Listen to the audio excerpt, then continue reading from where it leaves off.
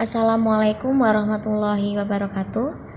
Pada kesempatan kali ini saya akan menyampaikan artikel yang telah saya rangkum mengenai mazhab realisme dalam perspektif filsafat pendidikan Islam.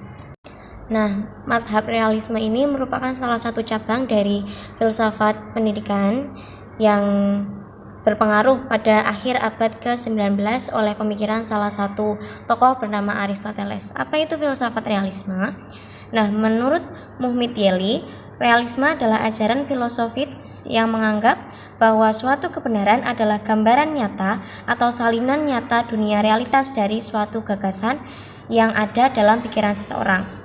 Nah, menurut Hawking dalam Gandhi mengatakan bahwa realisme adalah kecenderungan seseorang untuk menjaga dirinya, memberi batasan pada sesuatu, sehingga seseorang dapat mengetahui bahwa tidak semua masalah dapat diberikan intervensi dalam memberikan keputusan, dan objek di sekitar akan menjawab apa yang dia pikirkan. Nah, realisme ini meyakini bahwa jika sesuatu yang kita pikirkan dan kita bayangkan jika tidak ada di luar diri manusia, maka itu dianggap tidak ada. Itu adalah filsafat realisme, real, nyata gitu ya. Kemudian ada 3 golongan realisme, ada realisme humanistik, realisme sosial, dan realisme ilmiah. Nah, realisme humanistik adalah realisme yang menghendaki pemberian pengetahuan yang luas, ketajaman pengalaman, dan latihan berpikir dalam melatih ingatan. Kemudian realisme sosial yaitu realisme yang berusaha untuk mempersiapkan individu untuk hidup bermasyarakat. Untuk realisme ilmiah yaitu realisme yang bersifat ilmiah atau realisme ilmu ini menekankan pada penyelidikan tentang alam, apa yang ada di alam, entah itu pengetahuan tentang pohon maupun pengetahuan tentang lingkungan sekitar, pengetahuan tentang kota, tentang bumi dan lain sebagainya. Baik, selanjutnya kita masuk ke pembahasan tokoh filsafat realisme yaitu Aristoteles. Aristoteles adalah seorang filsuf Yunani, murid dari Plato. Nah, Plato ini juga salah satu ilmuwan dalam filsafat. Ia lahir di Stagirus, Makedonia pada tahun 384 sebelum Masehi dan tutup usia di Chalcis, Yunani pada tahun 322 sebelum Masehi. Ia memberikan kontribusi di bidang metafisika, fisika, etika, politik, ilmu kedokteran, dan ilmu alam. Jadi dia merupakan salah satu filosof yang berpengaruh pada masa itu. Namun, selain beliau, tokoh filsafat realisme ini juga ada Johannes Amos Comenius, William Francis Bacon, John Locke, Galileo, David Hume, dan John Stuart Mill. Namun, Aristoteles inilah tokoh yang berpengaruh atau termasuk paling berpengaruh dalam filsafat. Kemudian macam-macam aliran realisme. Nah, ini kami kutip dari Musdiani tahun 2011. Menurut Kneller membagi realisme ini menjadi 2, yaitu realisme rasional, kemudian realisme natural ilmiah. Nah, realisme rasional ini juga dibagi menjadi 2, yaitu realisme klasik dan realisme agama. Realisme klasik yaitu berpendapat bahwa manusia pada dasarnya itu bersifat rasional. Kemudian realisme agama berpendapat bahwa ada 2 tatanan yang terdiri dari tatanan alam dan tatanan supranatural yang berpusat pada Tuhan. Kemudian masuk ke realisme natural ilmiah. Nah, realisme natural ilmiah ini memandang bahwa dunia yang kita amati itu bukan hasil kreasi akal manusia, melainkan sebagaimana adanya memang ciptaan dari alam, memang dari Tuhan, serta aturan-aturan alam itu merupakan penampakan dari dunia itu sendiri. Kemudian masuk ke konsep filsafat menurut aliran realisme. Nah, di sini ada yang kami kutip, terdapat 4 konsep filsafat menurut aliran realisme.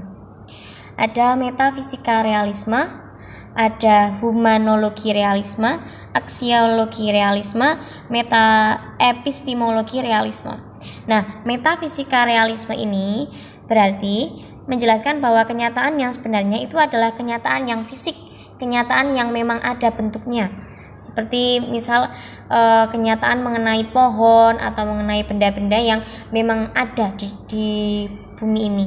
Kemudian humanologi realisme ini memandang bahwa manusia hakikatnya itu terletak pada apa yang dapat dikerjakan. Kemudian epistemologi realisme, kenyataan itu hadir dengan sendirinya, tidak tergantung pada pengetahuan dan gagasan manusia, dan kenyataan itu dapat diketahui oleh pikiran manusia sendiri. Kemudian aksiologi realisme itu berpendapat bahwa tingkah laku manusia diatur oleh hukum-hukum alam yang diperoleh melalui ilmu, dan pada taraf yang lebih rendah diatur oleh kebiasaan-kebiasaan atau adat istiadat yang telah teruji dalam kehidupan. Kemudian sekarang penerapan realisme dalam pendidikan. Di sini kami mengutip dari artikel Yulianti dan rekan-rekan bahwa realisme dalam pendidikan ini terdapat 5 sub. Yang pertama, tujuan pendidikan.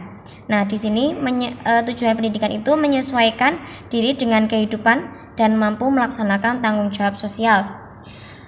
Kemudian kurikulum, menurut filsafat realisme ini, kurikulum disusun berdasarkan mata pelajaran dan berpusat pada mata pelajaran, baik itu memuat ilmu pengetahuan, matematika, humaniora, dan ilmu sosial, serta nilai-nilai hidup.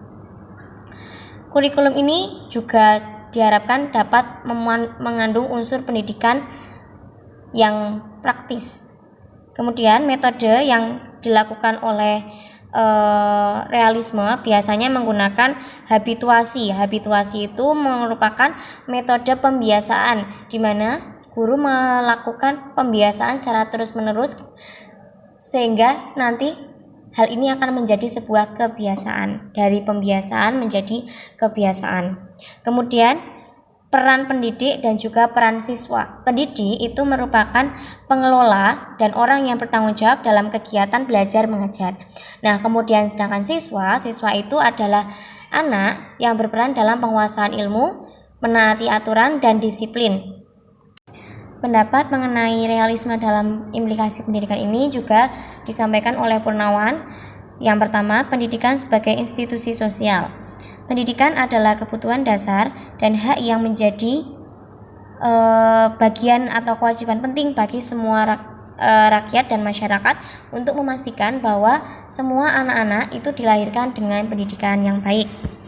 Kemudian guru itu adalah pengelola KBM atau kegiatan belajar mengajar di dalam kelas. Guru ini berperan penting untuk menentukan materi pelajaran, menciptakan minat peserta didik untuk mempelajari pelajaran tersebut.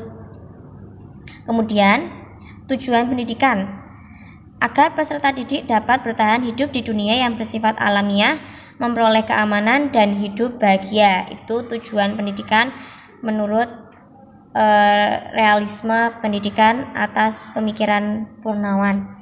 Kemudian yang keempat adalah proses pembelajaran. Nah, proses pembelajaran ini mencangkup kurikulum, metode, serta evaluasi.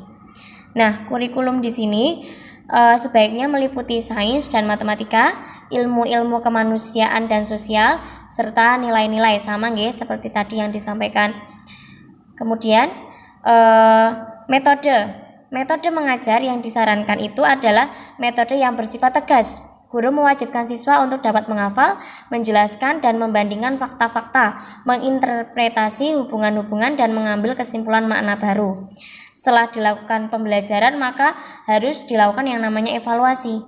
Dalam pelaksanaan evaluasi ini, guru harus menggunakan metode-metode objektif dengan mengevaluasi dan memberikan jenis tes yang memungkinkan untuk dapat mengukur secara tepat pemahaman siswa tentang materi-materi.